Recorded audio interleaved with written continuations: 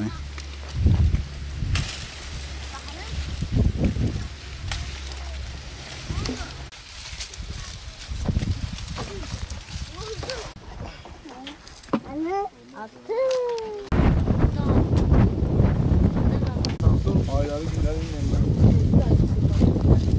bozma Eylül ayı değil mi? Ağustos'un sonundan başlıyor. Ara kışın ortası.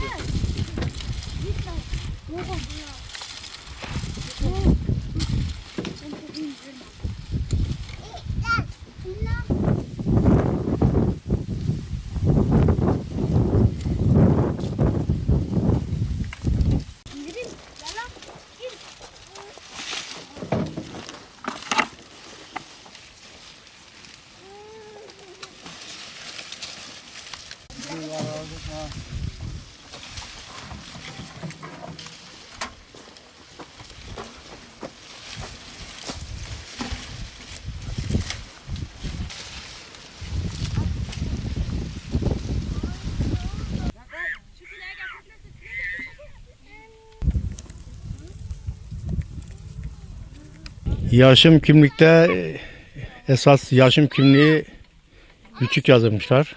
Yaşım 76. O zaman 72 oluyor. Zevkli iş, ziracılık böyle. Aynı çocuğun gibi diktiğim malın içinde gezme ve hasretini toplama. Çok lezzetli. Ondan daha tatlı bir şey yok.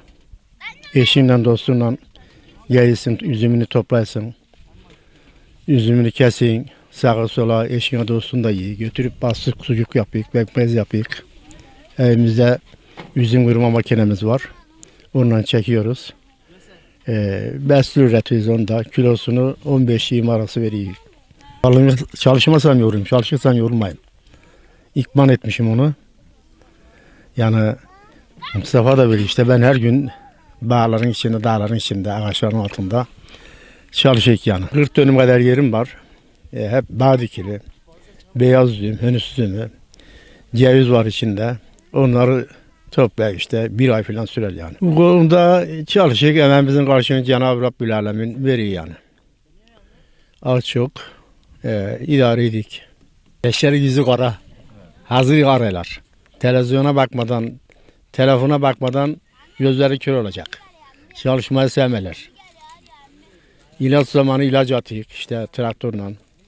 Kükürt zamanı kükürt atıyık.